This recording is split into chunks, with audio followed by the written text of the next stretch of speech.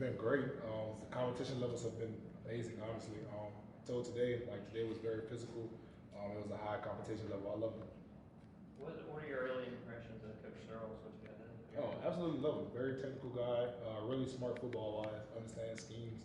A little bit different terminology because he's coming from a different school, but football is football. Just curious as to whenever Coach Searles got the job, and when you first heard about it, did you like go do research on him or stuff like that? How did that, or you just kind of wait to introduce yourself to the opportunity? A little. I watched a few YouTube interviews. I watched a few just to get a basic understanding of who he is, but I kind of gave him the benefit of the doubt, let him introduce himself to me. How does that work with a guy like Stacy Searles? He's obviously been coaching for years. Does he come in and learn your terminology and your plays, or do you have to learn a new terminology and stuff? You know? It's a little bit of both. It's a compromise. At the end of the day, you have to make it work, because we all want to win. So it is what it is. It's not like a radical change, is it? Like Nah. some blocking scheme versus. No, sir. Okay. We've heard a lot of the defensive guys say Zion Logue is a guy to watch. I mean, from a guy that's gone against him, I mean, what do we need to be on the lookout for? And don't kill me for saying this, but I think Zion is a version of like a combination of like I guess I would say like JD and Devontae. Like he's in between both of them. He's fast, he's strong. He catch you off guard with his quickness, but he's also very powerful in the run game. So I think he's a mixture of both. How was that? I mean, you got any specific plays or practice? Man, we expect this from Jordan and Devontae. Zion's out here doing this, Taking on a one-on-one block when he's in the shade, expecting to, try and move him because, all those reps against JD, you can have some success and you're thinking, well, I'll probably be able to move him and give him some good competition. And, he's holding his own very well. Honestly, it's every day a struggle for me and a struggle for him, so we be getting each other better. So, looking at where you are right now, as far as confidence compared to last year, with having a season start, how much more confident do you feel like you are right now? I wouldn't call it confidence, just because for me, confidence just comes off as arrogance to me. I would call it more just comfortable. I think I'm very comfortable in the system right now. I'm still pushing to learn and, taking notes on base things like inside zone and, just trying to get better. But honestly, I feel comfortable, way more comfortable just playing football at this point in my career. What do you feel about this group? I mean, needing two starters to step up, losing two starters from last year. Just how hungry is this group to pick up where you guys left off last year? I'll say this. We definitely want to honor the guys that came last year, but honestly, this is a new group, and we feel slighted because let me rephrase that. Not slighted. Slighted is the right word. We just want to use it as motivation that we didn't win the Joe Moore last year, so we want to be the best group possible. Kind of made a statement to that effect in the Michigan game. That was a little bit of a incentive, wasn't it? Yes, sir. Definitely. Yeah. Kenny Mack was in here earlier. The whole running back dynamic is pretty interesting. This is a guy who's played a lot, but he's really just now stepping into the limelight. What can you say about him and Kendall, finally getting their opportunity? And what have you seen in the weight room and on the field that let you know RBU's going to be okay? So for me, it's the leadership of those guys. They're silent leaders. Those guys come in to work every day and they're productive. They were productive when they were playing in supportive roles. So I think now that they have the opportunity to, really take on the load and, be with James and Samir were to our team last year, I think that'll be great for them. I have a ton of confidence in them, but honestly, I think a good thing for our team is going to be Dejon Edwards coming in and helping out too. So I'm looking forward to seeing him play as well. What are your expectations for A.D. Mitchell this season? A.D. Mitchell? Be the same guy he was last year, but I mean, of course, I'm expecting a little bit more. But honestly, AD is a special talent, so I'm expecting him to go out there and dominate. You speak on Mims.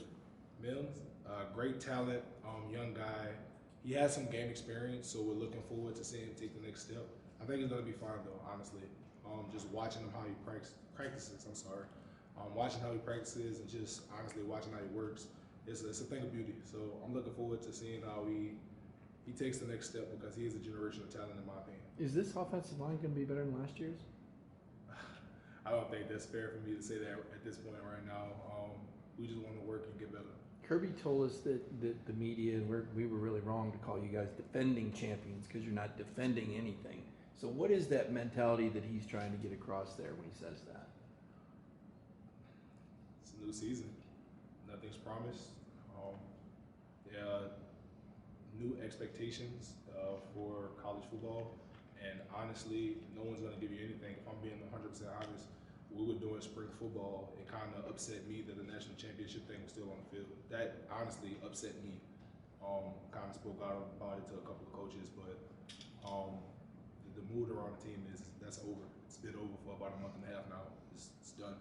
How do you think Stetson, helping you guys to a national championship, what did that do to him in terms of coming back now and maybe less questions and more belief from everybody?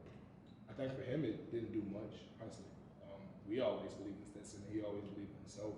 If anything, I think it may have given other people more confidence in him, but I think for Stetson himself, it did nothing for him, but solidified who we are. Cedric, you come across as a pretty firm guy since we've started talking to you. He seems to be your personality. He seems like you're a leader. What exactly did you say to the coaches? I'm curious that when you said you didn't like it, I mean, did you just go up to a coach and say, hey, man, what's this doing out here? How'd that work out? It was nothing of that nature. You always want to be respectful to your elders.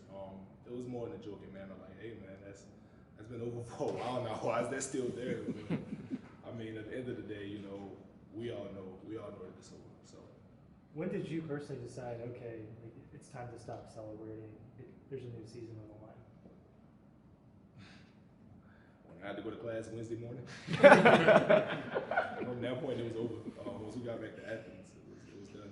What was the 6 weeks like? I mean, in terms of how hard they pushed and what those workouts were like for you guys.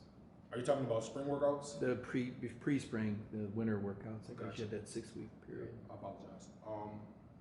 It was strenuous to say the least. We did some new things that definitely pushed us to our max. But they were good though. They brought out the competitive nature in everybody, and I think ultimately it's going to make us a stronger team. So I think they definitely worked out for us.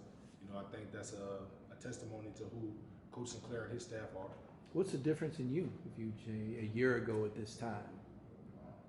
I think the biggest difference in myself would be my understanding. I think early last year it was more of I'm doing what I'm coached to do.